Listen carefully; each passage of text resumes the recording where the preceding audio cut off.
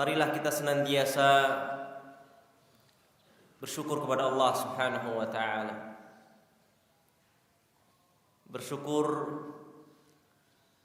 atas segala kenikmatan yang telah Allah Subhanahu wa taala berikan. Lebih-lebih nikmat taufik,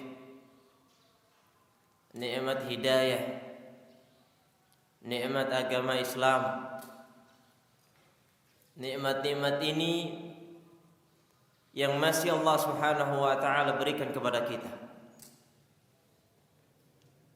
sehingga kita bisa berkumpul di sini di salah satu rumah Allah Subhanahu wa taala dan melangkahkan kaki kita untuk menuju masjid ini. Itu semuanya tidak akan terjadi kecuali dengan taufik dari Allah Subhanahu wa taala. Seberapa kuat kaki kita melangkah, namun kalau tidak mendapatkan taufik, tidak akan bisa berangkat ke masjid-masjid Allah. Kita bisa lihat orang-orang di luar sana, sebagian kaum muslimin melakukan jalan kaki atau jalan sehat kemana-mana bisa, mampu. Atau ada yang lari-lari jogging berkilo-kilo, mampu. Goes kemana-mana, mampu. Disuruh ke masjid, beratnya Masya Allah, tidak mampu, tidak kuat. Padahal kaki mereka kuat, badan mereka Masya Allah, namun mereka ternyata belum mendapatkan taufik dari Allah Subhanahu wa ta'ala, sehingga langkah-langkah mereka berat untuk mendatangi masjid-masjid Allah Subhanahu wa ta'ala. Maka marilah kita syukuri keberadaan kita untuk mengikuti kajian-kajian. Ini hal yang sangat patut disyukuri, karena kalau seandainya ini dicabut dari kita, maka sungguh kita adalah orang-orang yang merugi. Ikhwani wa akhwati azani Allah wa iyyakum. Ini adalah hari yang kedua yang mana kita melakukan pembekalan sebelum memasuki tahun ajaran baru 1442-1443 Hijriah. Dan antum sekarang posisinya belum berubah, yaitu para tulabul ilmi. Sahih? Sahih. Kalian semuanya di sini adalah para penuntut ilmu, para pencari ilmu, para pencari warisan Nabi Muhammad sallallahu alaihi wasallam. Jadi posisi kalian adalah posisi yang sangat tinggi, posisi yang amat mulia, bukan posisi yang receh. Jadi jangan sampai kalian yang sudah berada di sini memimpikan posisi orang lain yang di luar sana, yang posisinya ternyata lebih rendah daripada kalian.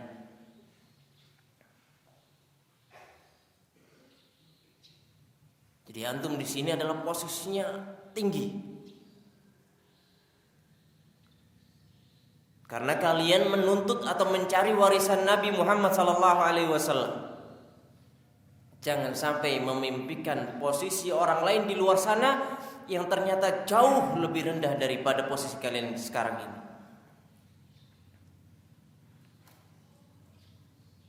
Sebagian ikhwah sudah menjadi talibul ilmi, penuntut ilmu, ternyata masih memimpikan posisi saudara-saudaranya di luar sana.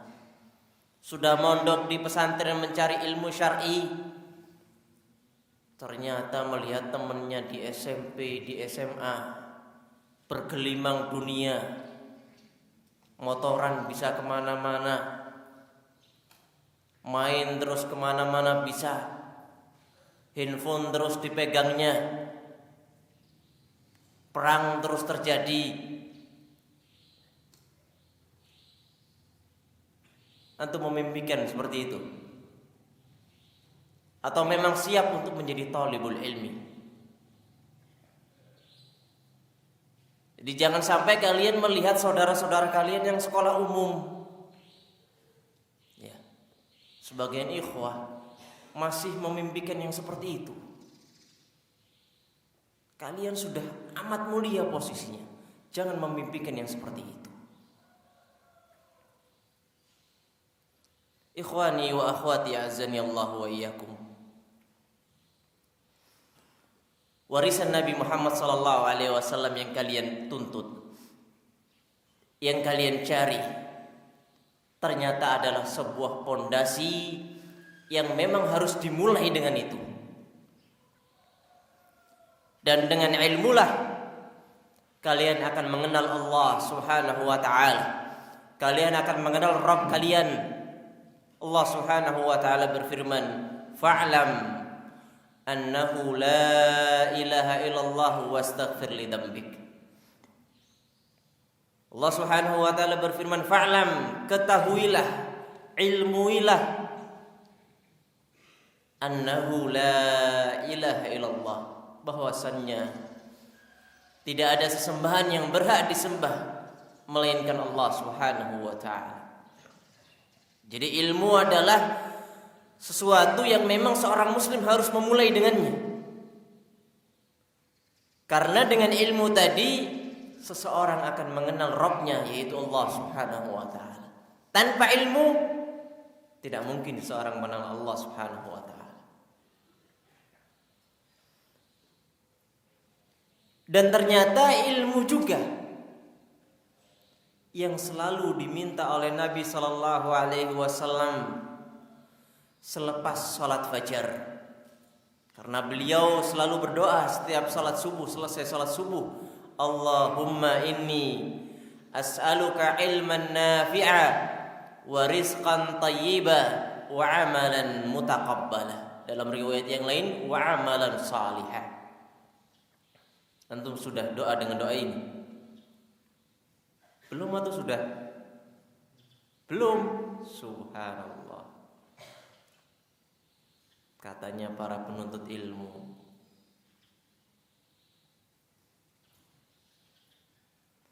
Allahumma ya Allah, inni as'aluka, aku memohon kepadamu ilman nafi'a. Yang pertama adalah ilmu yang bermanfaat yang diinginkan oleh Nabi Muhammad SAW. Baru yang setelahnya warizqan thayyiba, rezeki yang baik, wa amalan mutaqabbala, selanjutnya adalah amal yang diterima. Kenapa di sini Nabi Muhammad SAW mendahulukan meminta ilmu, baru kemudian rizki, baru kemudian amal yang diterima?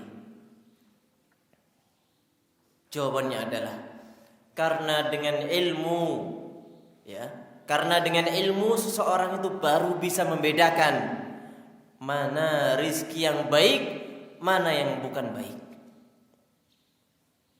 Jadi antum di pesantren ini setelah belajar ilmu baru tahu, ini jual beli yang dilarang, ini yang dibolehkan, ini riba, ini yang bukan. Wa amalan mutaqabbala, dan amalan yang diterima.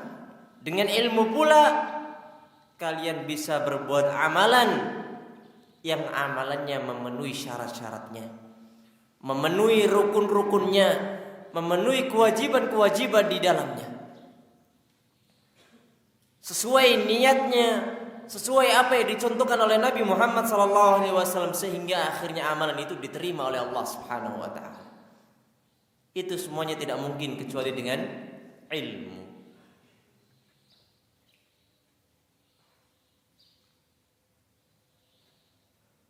Dan juga di dalam hadis yang kalian semuanya insyaallah sudah menghafalnya dengan baik, yaitu Nabi Muhammad SAW menyebutkan, man yuridillahu bi khairan yufaqihu fid din. Barang siapa yang Allah Subhanahu wa taala menginginkan kebaikan padanya, yufaqihu fid din, maka Allah Subhanahu wa taala akan jadikan dia faqih dalam urusan agama. paham dalam masalah agama. Tapi diterangkan oleh Al-Imam Ibnul Qayyim rahimahullahu taala, beliau berkata,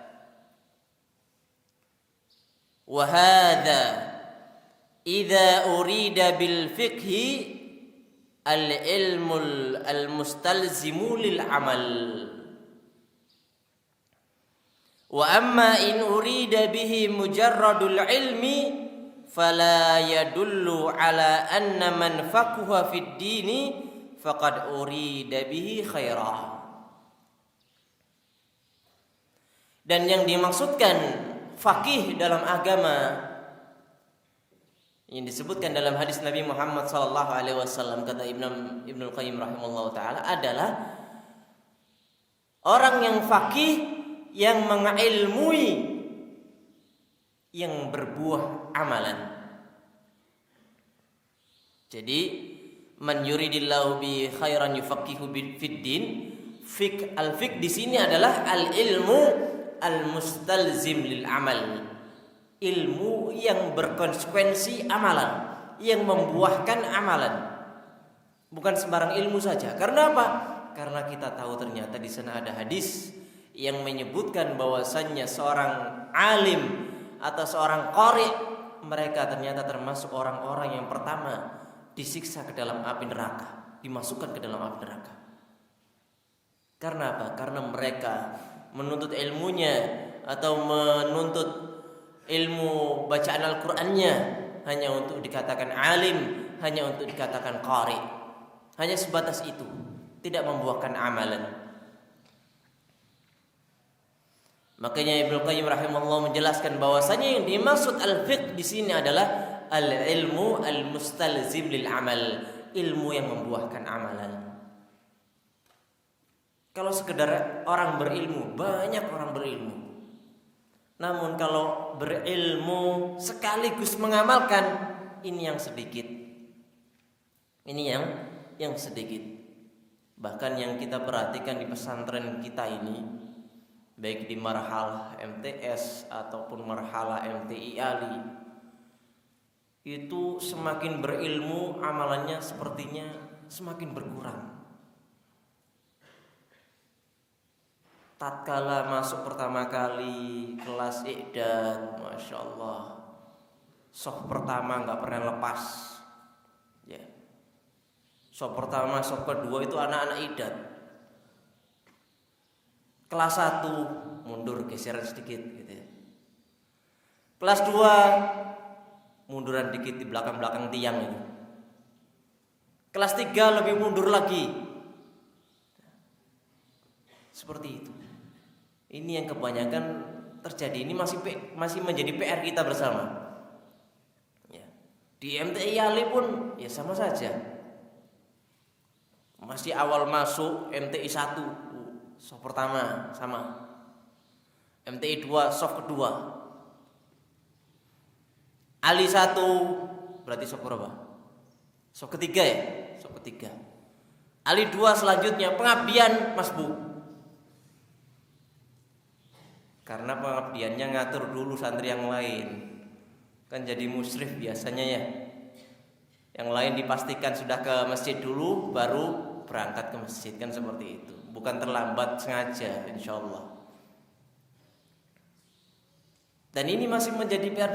Kenapa semakin berilmu kok semakin menjauh amalannya? Antum merasa seperti itu atau tidak?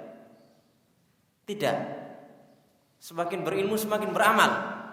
Bagus berarti. Sesuai. Namun yang masih sering terjadi adalah semakin berilmu, semakin ngerti, itu bukan malah semakin beramal, namun semakin menjauh. Semakin malah itu cuma sunnah, nanti sajalah. Itu kan gak wajib, nyantai aja lah, biar dia duluan gitu. Kan cuma sunnah, wes nggak apa-apa, nggak dikerjakan nggak berdosa, dikerjakan dapat pahala, kan seperti itu. Ini yang salah. Kita mengetahui bukannya malah mengamalkan, malah menjauhkan diri kita dari amalan. Dan yang kita akan bahas pada kali ini pada kesempatan kali ini adalah mengapa kita harus mengamalkan ilmu yang telah kita peroleh. Mengapa kita harus mengamalkan ilmu kita? Ikhwani wa akhwati azani Allah wa iyyakum. Yang pertama, kenapa kita harus beramalan atau mengamalkan ilmu kita? Jawabannya adalah al-ilmu wal amalu maqsudul khalqi. Ilmu dan beramal adalah tujuan penciptaan.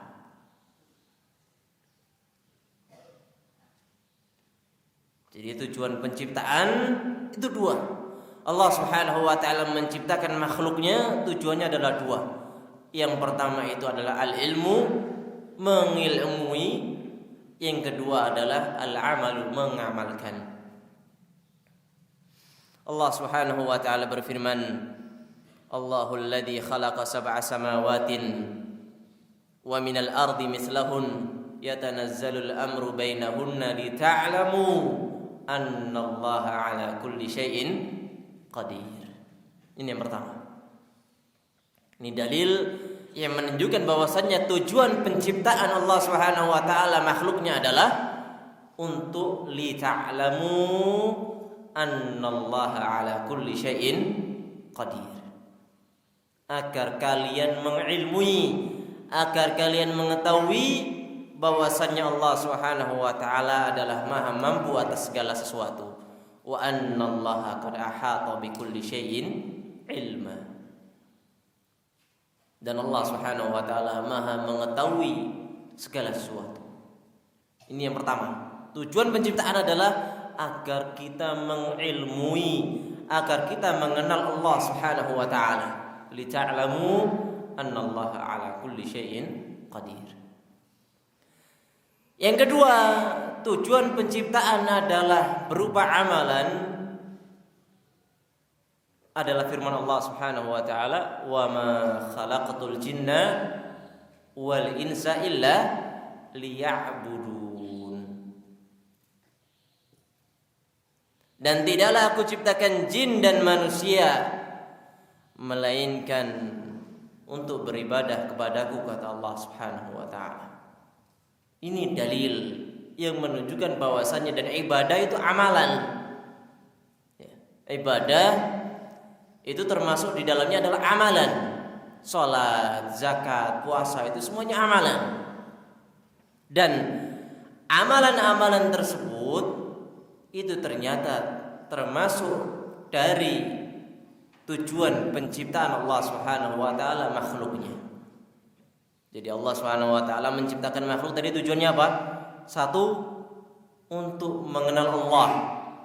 Yang kedua adalah agar kita beramal, beribadah kepada Allah Subhanahu wa taala.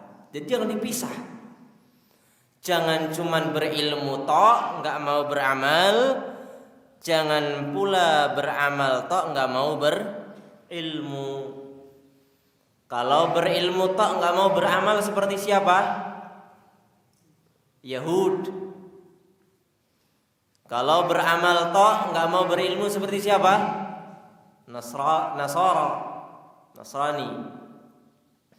Makanya Sufyan ibnu Uyainah rahimallahu taala pernah berkata, "Man fasada min ulama'ina fa fihi syabahun minal yahud." Siapapun yang rusak di antara para ulama kita, maka sesungguhnya mereka itu menyerupai orang-orang Yahudi. Kenapa? Karena mereka berilmu tidak mau beramal. Wa man fasada min ubadina fa fihi syabahun minan nasara. Dan barang siapa yang rusak di antara para ahli ibadah kami, maka mereka menyerupai orang-orang Nasrani yang beramal tapi tidak mempunyai ilmu. Jadi orang yang beramal enggak berilmu kayak orang Nasrani. Orang yang berilmu tapi enggak mau beramal kayak orang Yahudi. Dan kita tidak mau menyerupai mereka berdua. Kita diperintahkan oleh Nabi sallallahu alaihi wasallam untuk tidak menyerupai mereka. Khaliful Yahuda wan Nasara. Selisihilah Yahudi dan Nasrani. Bahkan dengan jenggot dan kumis saja kita disuruh menyelisihi mereka. Apalagi dalam i'tiqad atau dalam amalan dan yang lain sebagainya. Maka jangan sampai kita menyerupai mereka. Lah gimana kalau tidak mau menyerupai mereka? Ya berilmu, ya beramal. Berilmu diiringi dengan beramal. Itu yang pertama. Yang kedua, ikhwani wa akhwati azanillahu wa iyyakum. Kenapa kok kita harus beramal?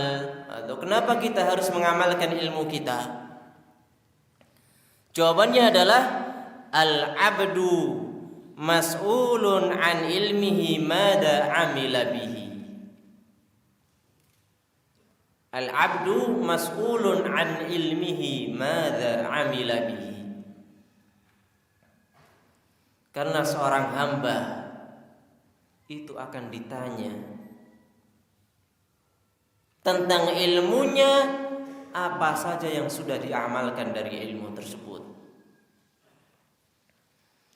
Rasulullah sallallahu alaihi wasallam menyebutkan dalam sebuah hadis, la tazulu qadama 'abdin yaumal qiyamati hatta yus'ala an arba'in, wa dzakara minha alaihi salatu wassalam an ilmihi madza 'amila bihi.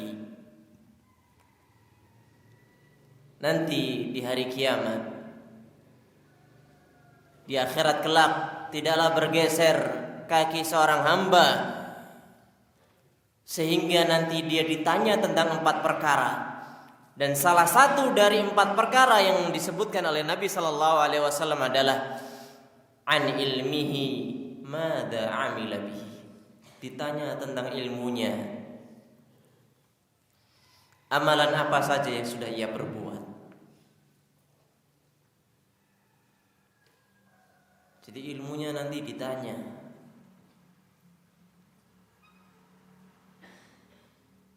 Belajar sholat yang benar, amalannya sudah sesuai belum dengan ilmunya tadi? Belajar puasa yang sesuai dengan apa yang diajarkan Nabi, amalnya sudah sesuai atau belum?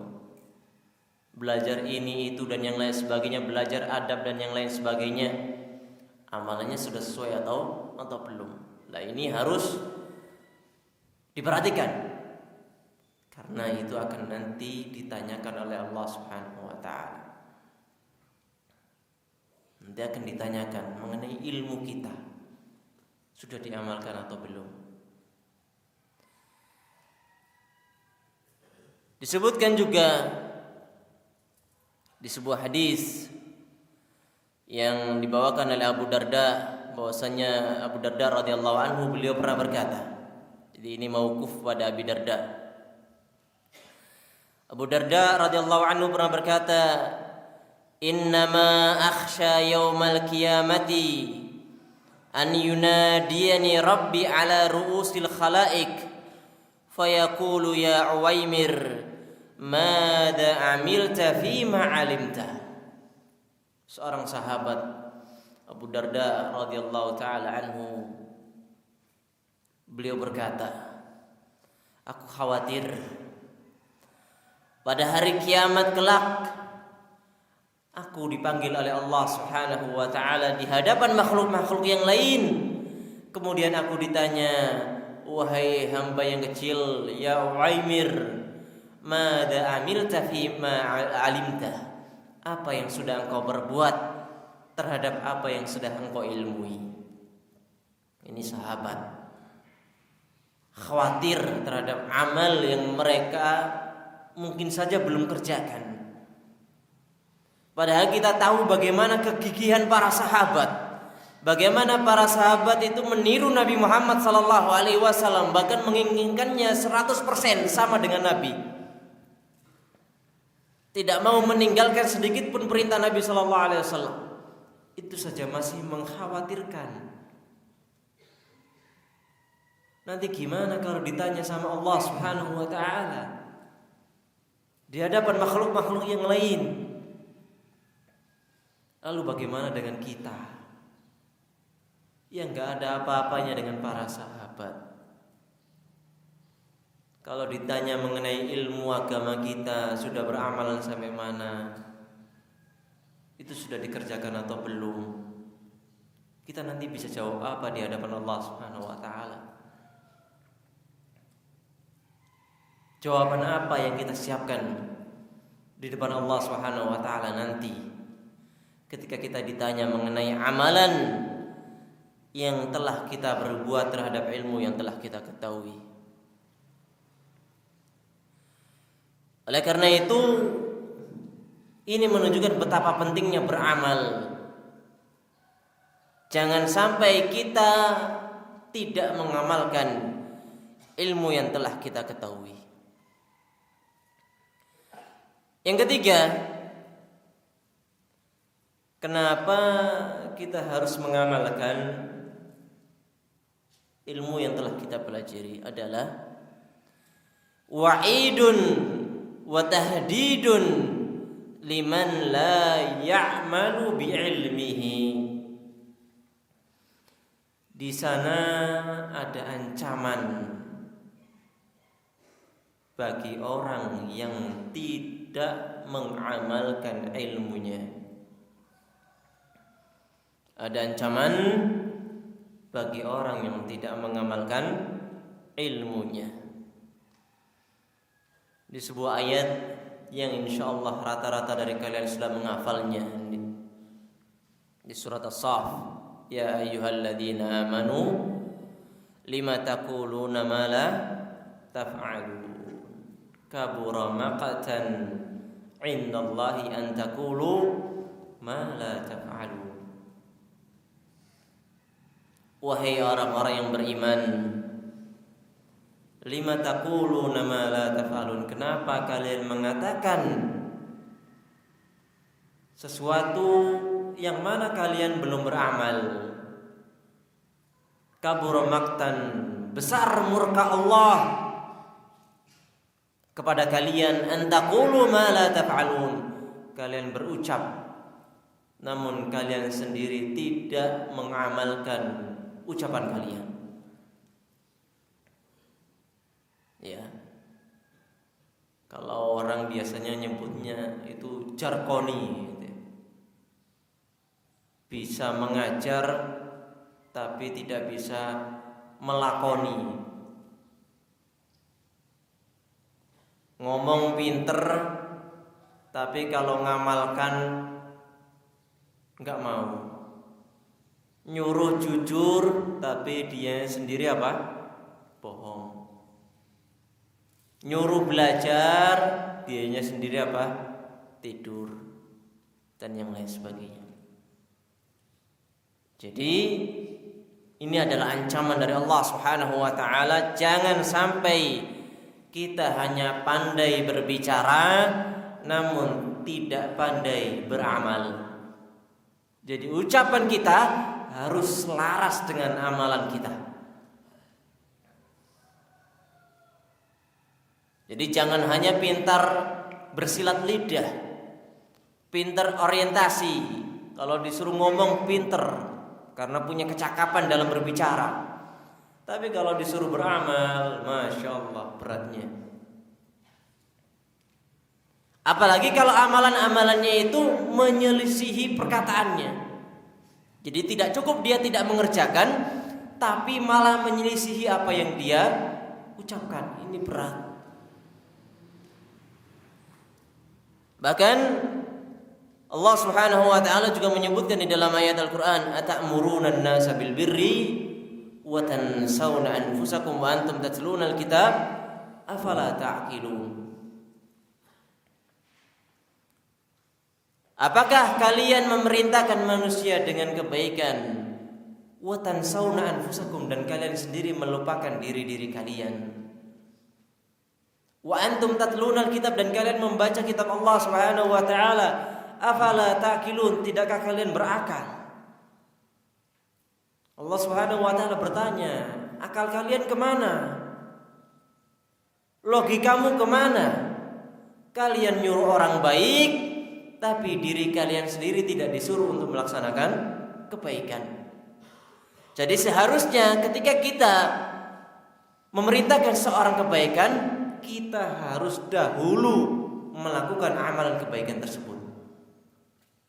Kita harus dahulu melakukan amalan kebaikan tersebut. Bahkan disebutkan dalam sebuah hadis ancaman yang besar dari Nabi Muhammad SAW, bahwasanya Nabi Muhammad SAW bersabda, yuja'u birajulin yaumal qiyamati fayulqa fin nari fatandaliqa aktabuh wa yaduru biha kama yadurul himaru birraha fayatihi ahlun nari wa yaqul ay fulan ma sya'nuk alam takun ta'muruna bil ma'rufi wa tanhana 'anil munkar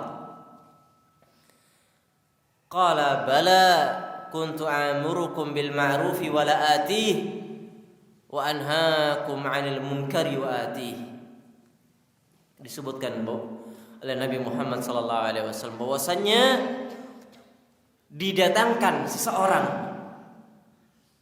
pada hari kiamat itu, dia dilemparkan dan ususnya itu keluar dari perutnya. Fayulqa finnar, dia dilemparkan ke neraka, fatandaliqa aktabu, ususnya keluar. Bahasa Jawanya itu apa? Mecotot gitu ya. Keluar semuanya. Pernah lihat hewan tertabrak kendaraan? Ya, mungkin kayak gitu gambarannya. Ngeri. Nanti ada orang dilemparkan ke neraka, ususnya keluar. Isi jeruannya itu keluar semua. Dan dia muter-muter. Wa yaduru biha kama yadurul himaru haular raha. Dia muter-muter. Maka orang-orang berkata, "Ai fulan, wahai fulan, kenapa kamu begini padahal kamu itu dulu yang sering memerintahkan kita kebaikan dan melarang kita dari keburukan?" Maka apa jawaban orang tersebut? Qala bala, benar. Aku dulu yang memerintahkan kebaikan, tapi aku tidak melakukan kebaikan tadi. Aku yang melarang kalian dari kemungkaran, tapi ternyata akulah yang melakukan kemungkaran tersebut. Nasallallahu salamah wal afiyah. Maka jangan sampai yang seperti ini terjadi. Apalagi nanti kalau sudah menjadi seorang guru. Kata orang itu, kalau kalian sudah jadi guru ternyata tidak mengamalkan ilmunya, nanti dikatakan guru kencing berdiri, murid kencing berlari. Artinya apa? Yang muridnya nanti bakal bisa jadi lebih jelek. Ini buat para guru ya, bukan buat para murid. Ini buat para guru. Ada istilah guru kencing berdiri, murid kencing berlari.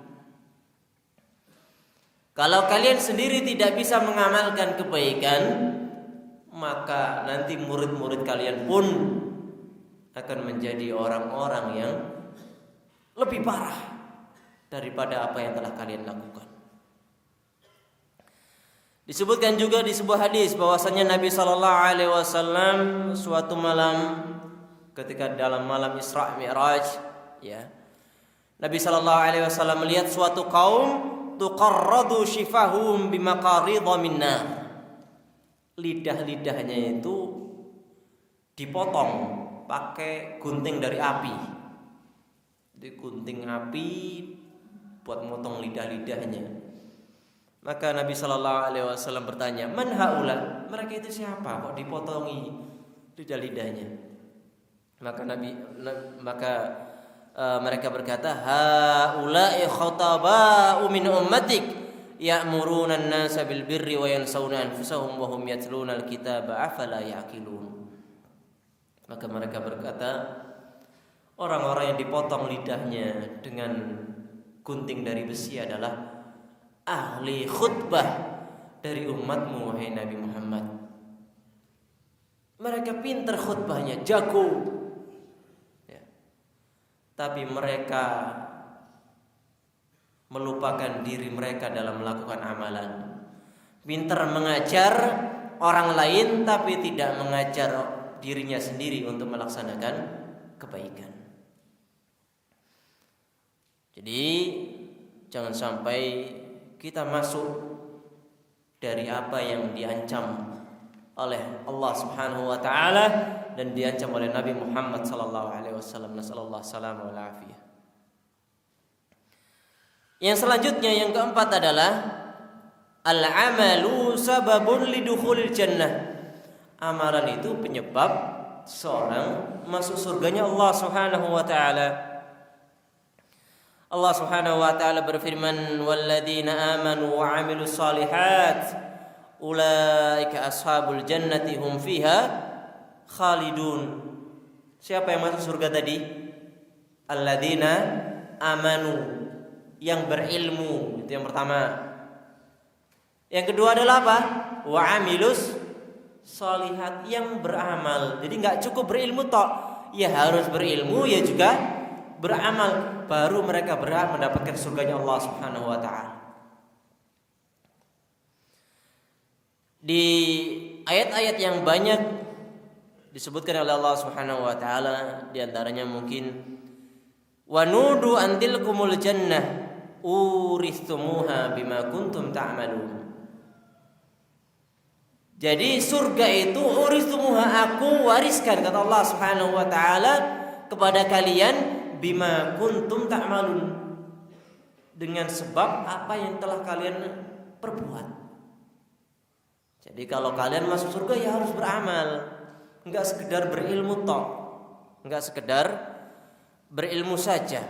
Jadi harus mengamalkan ilmu yang telah kita dapatkan. Di ayat yang lain Allah Subhanahu wa taala berfirman, alladzina tatawaffahumul malaikatu thayyibin yaquluna salamun alaikum udkhulul jannata bima kuntum ta'malun.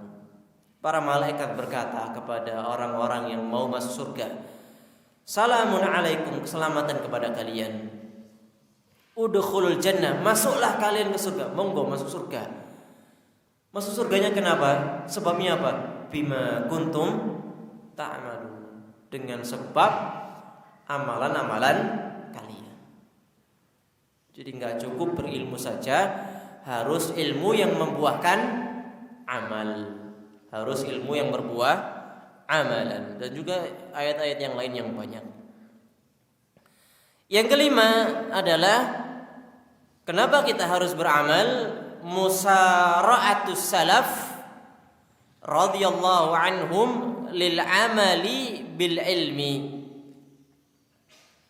Musara'atus salaf lil amali bil ilmi. Bersegeranya generasi terdahulu, para salaf, untuk mengamalkan ilmu. Nah, ini kita akan belajar potret orang-orang salaf, gimana mereka kalau sudah dapat ilmu. Yang pertama adalah yang disebutkan dalam kisahnya anak Nabi sallallahu alaihi wasallam, yaitu Fatimah bintu Muhammadin radhiyallahu anha. Ketika Fatimah itu mengeluhkan capek, lelah kerja seharian, sehingga datang kepada suaminya. Siapa suaminya? Ali bin Abi Thalib radhiyallahu taala anhu, pingin seorang pembantu. Maka Ali, seorang yang menyayangi istrinya, minta izin kepada mertuanya. Siapa mertuanya? Nabi Muhammad sallallahu alaihi wasallam, untuk mencarikan pembantu buat Fatimah radhiyallahu taala anha. Maka Nabi Muhammad sallallahu alaihi wasallam ketika dimintai hal tersebut, beliau berkata kepada Ali bin Abi Thalib radhiyallahu anhu, dan juga Fatimah radhiyallahu anha. Awala adulluki ala ma huwa khairul laki min khadimin. Kata Nabi sallallahu alaihi wasallam, mau enggak saya tunjukkan yang lebih baik daripada seorang pembantu? Artinya wis enggak usah pembantu, kata Nabi. Saya kasih yang lebih baik daripada pembantu. Apa kira-kira? Bayangan kita mungkin kalau zaman sekarang dibelikan mesin cuci gitu ya, atau dibelikan alat-alat pemudah yang buat membantu di rumah tangga kita, sehingga jadi lebih mudah kayak pekerjaan seorang istri di rumah. Ternyata bukan itu jawabannya. Kata Nabi sallallahu alaihi wasallam, "Idza awaiti ilal firas tusabbihinallaha 33 wa tahmadinahu 33 wa tukabbirinahu 33." Dalam riwayat yang lain 34. Kata Nabi sallallahu alaihi wasallam kepada anaknya Fatimah radhiyallahu taala anha, kalau kamu mau pergi tidur ya, mau berangkat ke ranjangmu, doa dulu. Apa doanya? Tusabbihinallaha 33. Ucapkan subhanallah 33 kali. Wa tahmadinahu 33, ucapkan alhamdulillah 33 kali. Dan yang terakhir adalah wa tukabbirina, ucapkan takbir Allahu akbar 33 kali. Dalam riwayat yang lain 34 kali. Ini lebih baik daripada punya pembantu. Jadi pegel-pegelnya hilang. Ini obat dari Nabi Muhammad sallallahu alaihi wasallam. Jadi kalau kalian mau tidur, ini dipraktekkan, diamalkan. Lalu hal tersebut kita akan belajar bagaimana perhatian para sahabat ketika mendapatkan ilmu.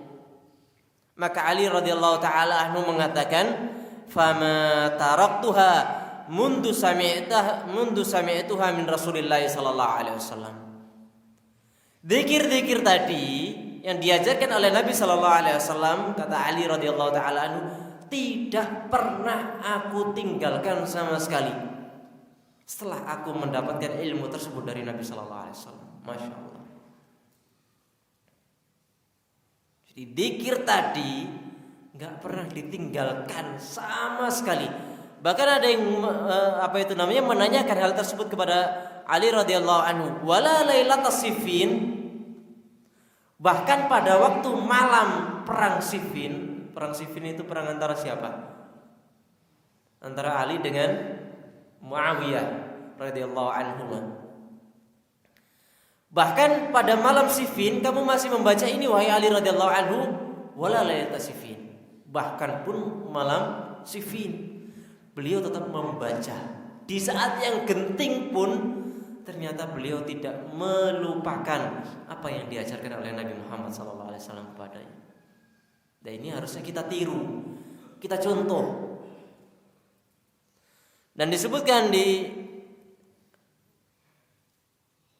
contoh-contoh yang lain, misalnya adalah contoh bahwasannya Ummu Habibah radhiyallahu taala anha, seorang sahabiyah, mendengar Nabi sallallahu alaihi wasallam bersabda, "Man shallat 12 rak'atan fi yaumin wa lailatin bunya lahu bihinna baitun fil jannah." Barang siapa yang mengerjakan 12 rakaat salat rawatib, salat sunnah rawatib, barang siapa yang mengerjakan salat itu sehari semalam, maka dia akan dibangunkan baginya surga di surga, sebuah rumah di surga. Lalu Ummu Habibah mengatakan, "Fama taraktuhunna mundu sami'tuhunna min Rasulillah sallallahu alaihi wasallam."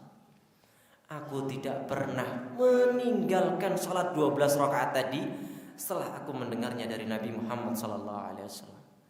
Ini kegigihan para salaf mengamalkan ilmu yang mereka peroleh. Ini harus kita contoh. Jangan ngakunya salafi, di bukunya di mana-mana ditulis as-salafi. fulan as-salafi, al-athari, tapi amalannya jauh, ya, disuruh beramal malas gitu ya. Kalau disuruh ngasih nama as-salafi, sregepnya masya Allah. Dan orang yang meriwayatkan dari Ummu Habibah seorang tabi'in bernama Anbasah, beliau berkata, "Fama taraktuhunna mundu sami'tuhunna min Ummi Habibah." Aku tidak pernah meninggalkan itu setelah aku mendengarnya dari sahabat Ummu Habibah radhiyallahu anha. Dan selanjutnya pun berkata seperti itu terus. Periwayat-periwayatnya selanjutnya selalu mengatakan ma taraktuhunna mundu sami'tuhunna min fulan min fulan min fulan hakad. Kegigihan mereka setelah mendapatkan ilmu. Dapat ilmu langsung diamalkan, bukan dapat ilmu langsung ditinggalkan. Dan banyak sekali contoh-contohnya. Namun waktu kita sedikit, kita lanjutkan poin yang ke berapa sekarang? Ketujuh ya? Keenam. Alhamdulillah, berarti mengikuti. Yang keenam adalah musara'atu wa mubadaratus salaf ila tarkil manhiyat. Bersegeranya para salaf meninggalkan larangan-larangan. Kalau tadi mengerjakan, kalau sekarang meninggalkan larangan-larangan.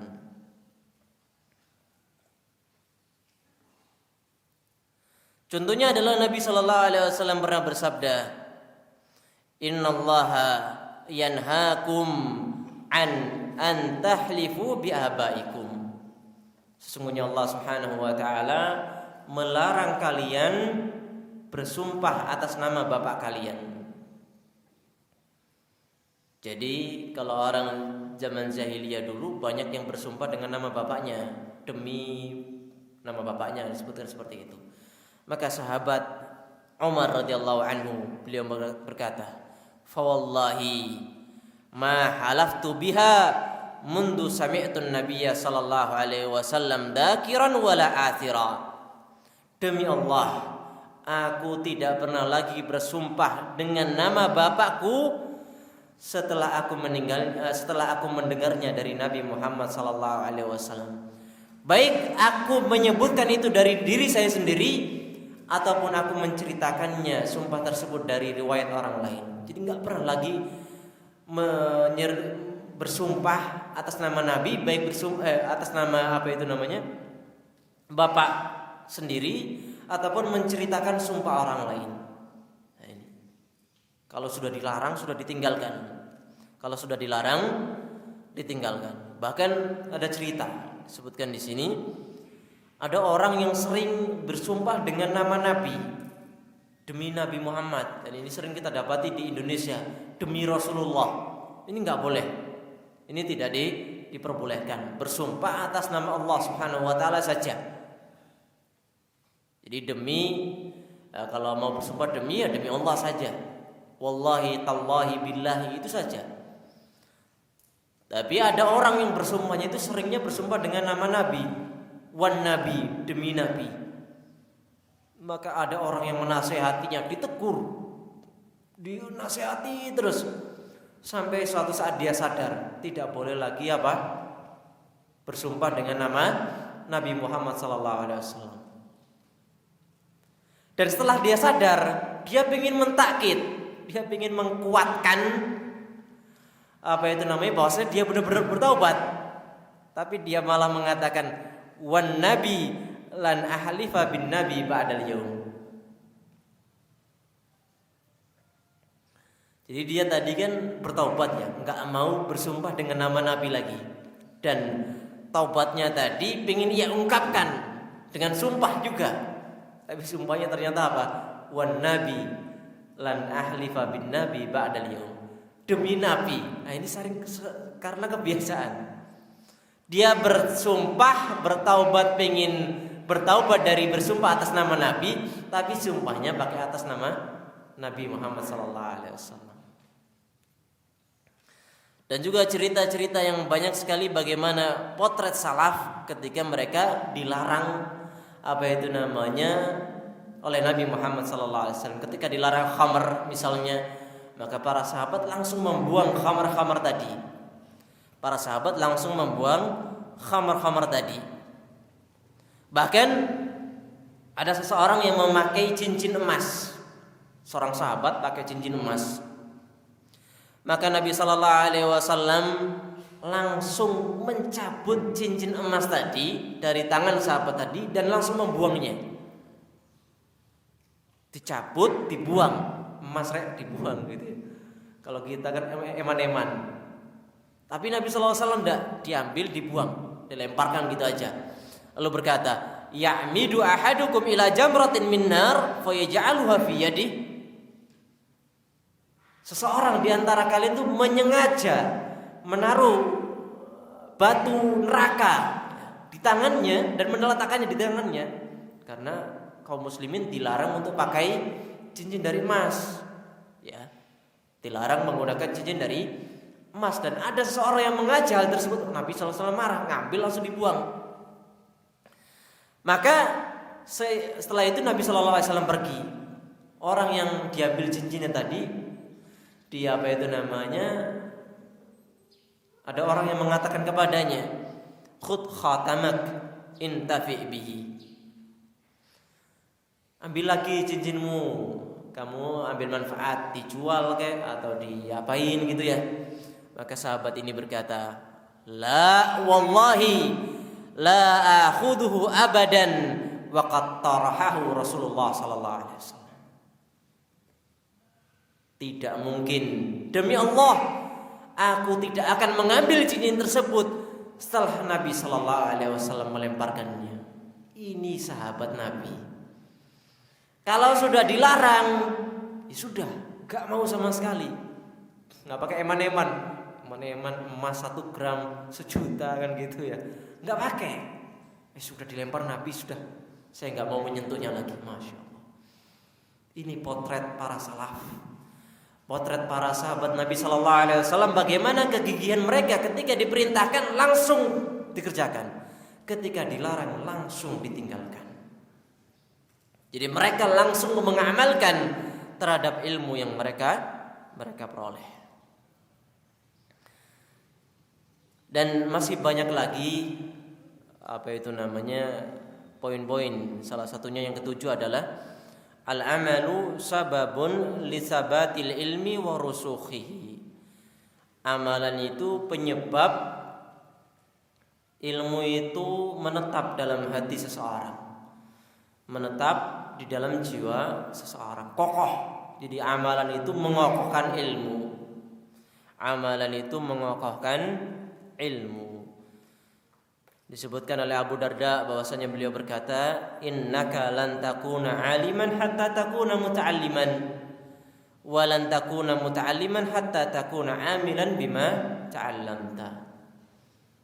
Kamu itu tidak disebut berilmu sampai kamu belajar, dan kamu tidak disebut belajar sampai engkau mengerjakan apa yang telah engkau ilmui.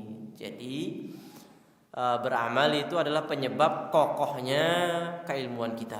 Yang kedelapan adalah al-amalu bil ilmi ablaghu fid da'wati. Beramal dengan ilmu itu lebih sampai dakwanya. Mengamalkan ilmu itu lebih sampai dakwanya. Lebih sampai ke siapa? Ke hati-hati orang yang kita berikan dakwah, ke mad'u kita, ke audiens kita.